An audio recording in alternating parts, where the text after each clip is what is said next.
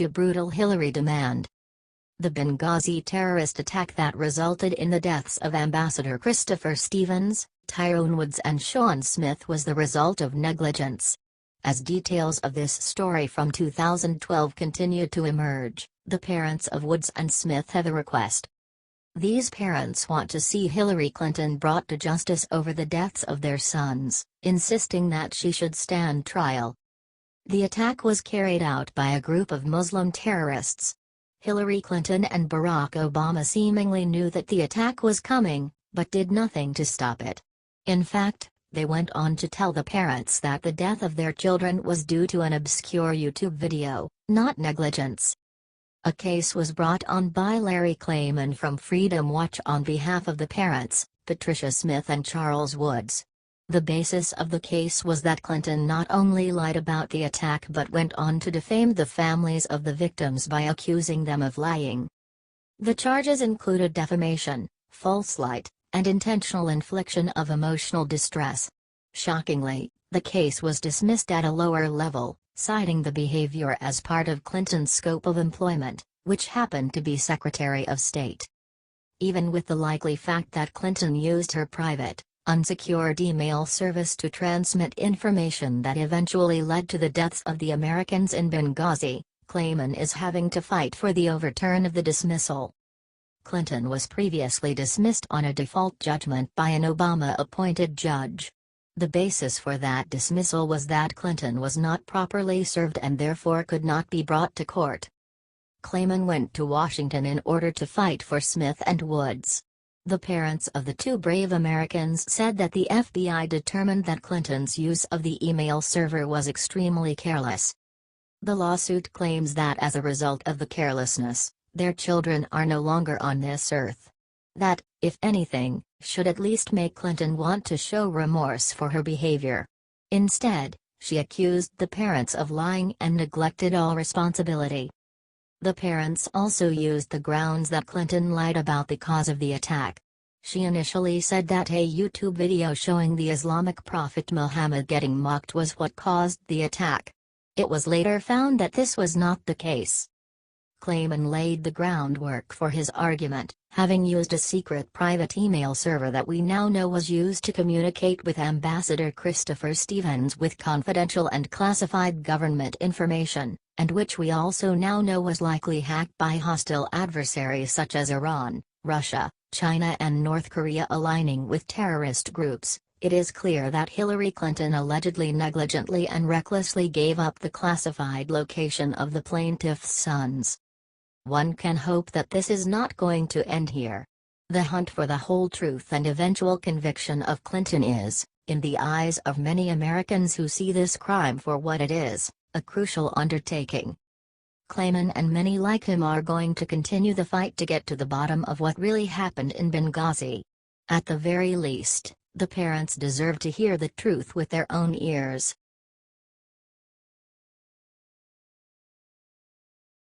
EPIK.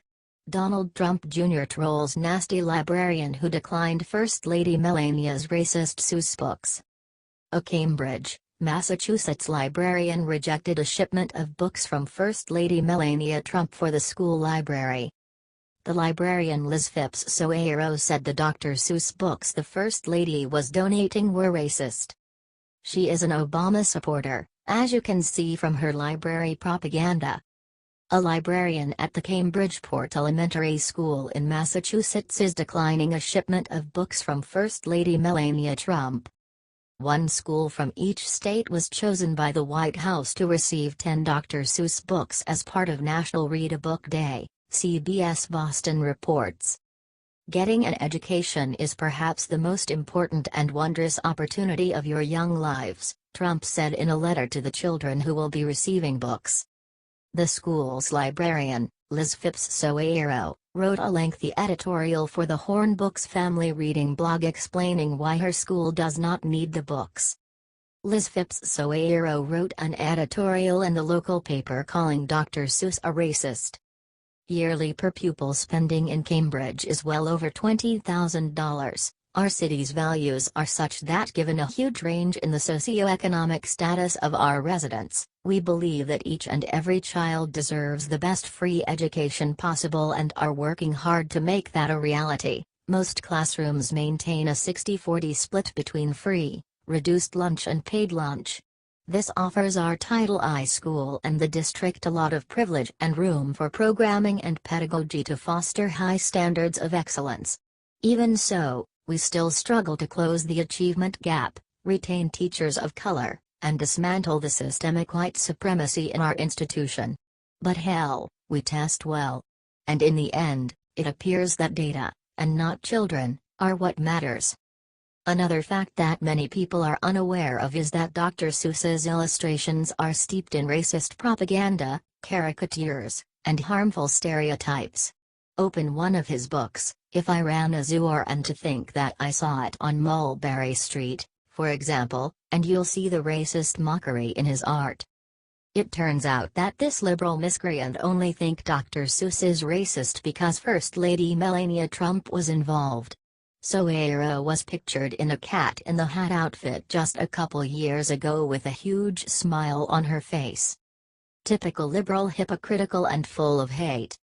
Twitter unleashed on Soeiro, and Donald Trump Jr. decided to jump in and troll the liberal lunatic who attacked First Lady Melania. Don Jr. tweeted over a picture of Soeiro in a cat-in-the-hat outfit and said, "It's almost as if some throw around accusations of racism like a wild card to bolster a stupid argument and score cheap political points." Others piled on as well.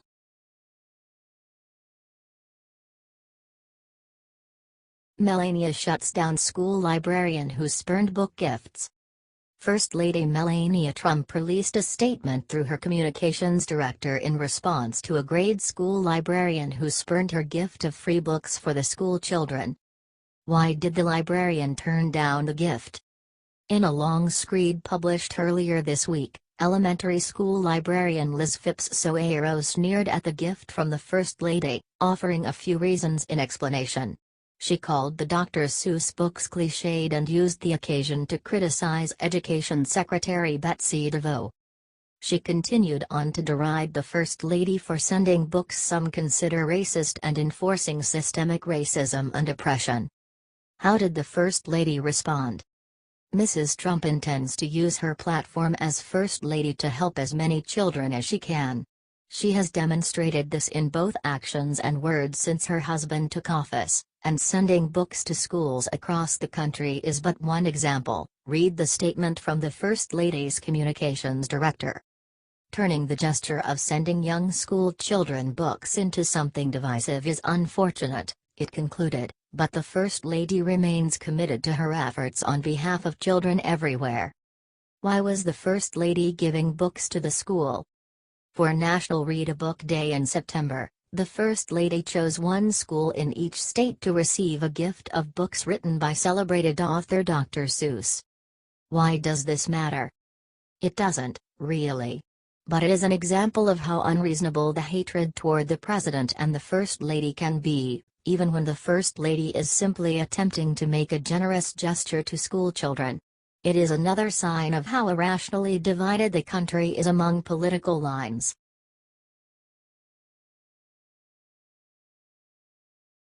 Hillary urged Trump to send help to Puerto Rico. Benghazi hero instantly hits back with scorching response. Hurricane season has been incredibly rough for Puerto Rico this year. First, the island bore the brunt of Hurricane Irma. But the worst was Hurricane Maria, which knocked out electricity across the island. The disaster in Puerto Rico is horrible for the people. In fact, it's so bad officials there have described conditions as apocalyptic, according to CNN. With the situation so dire, former Democratic presidential candidate Hillary Clinton decided to politicize it. What did she do? Clinton fired off the following tweet to President Donald Trump.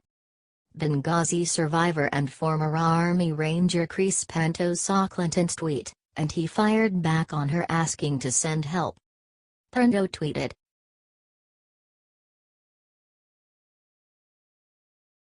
Mike Lester made a clever cartoon describing the issue with anthem protests.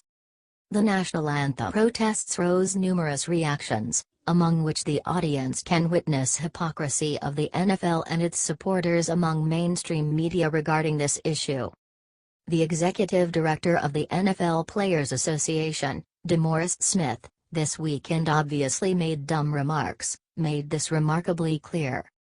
No man or woman should ever have to choose a job that forces them to surrender their rights, he stated Saturday, just one day after President Trump made the vulgar statement that the team owners should fire all the players who disrespect the national anthem and protest.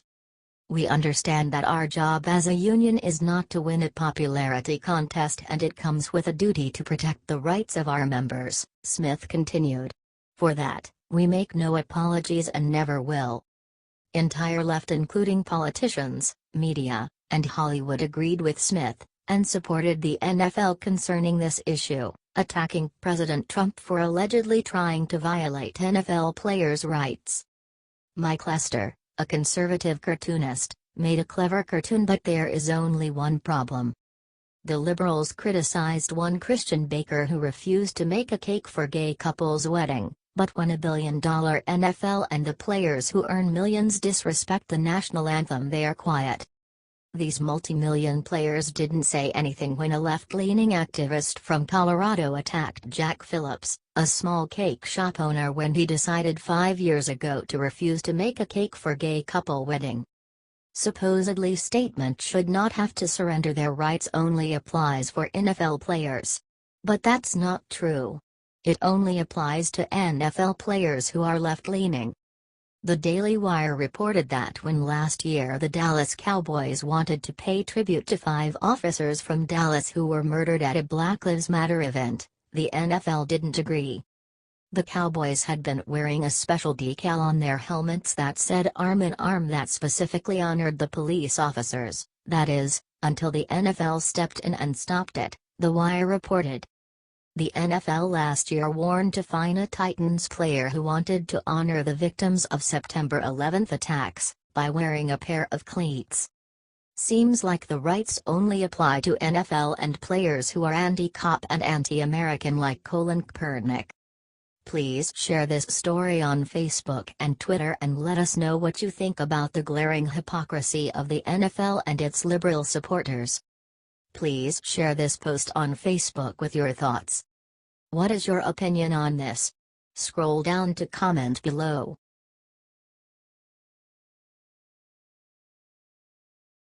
Watch Ronald Reagan's speech from 1981 surfaces, puts every anthem protester to shame. Ronald Reagan continues to be a beloved icon of conservatism even 13 years after his death. What endeared the 40th president to so many is that he was unequivocally, unapologetically pro-American.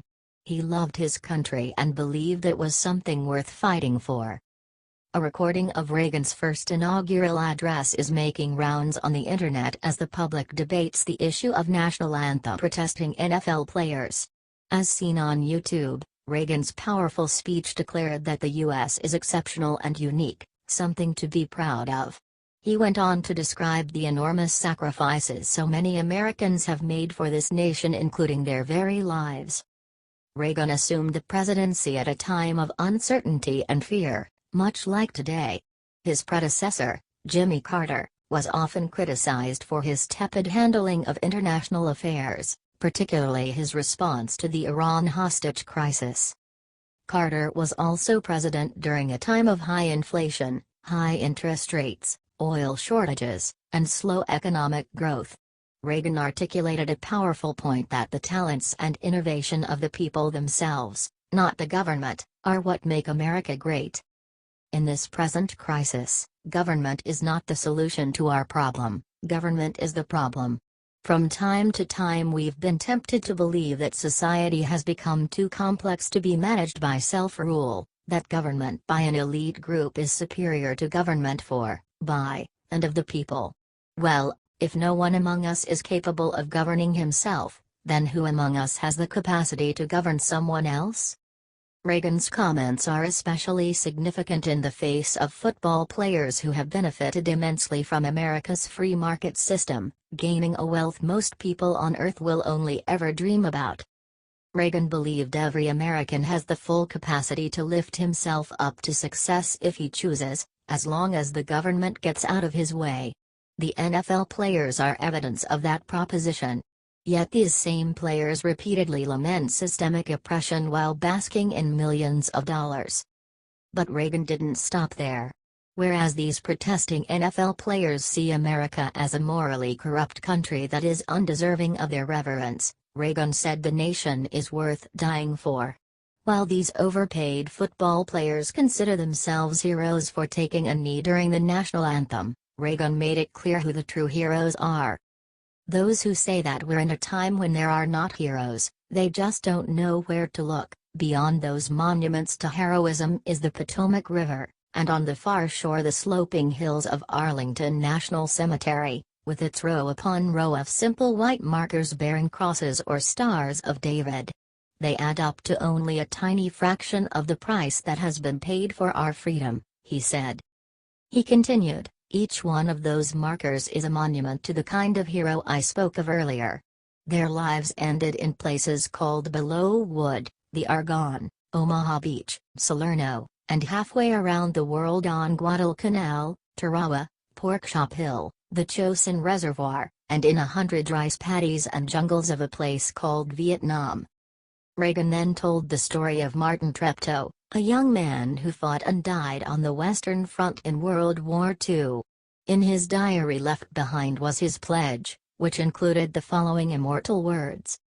I will save, I will sacrifice, I will endure, I will fight cheerfully and do my utmost, as if the issue of the whole struggle depended on me alone.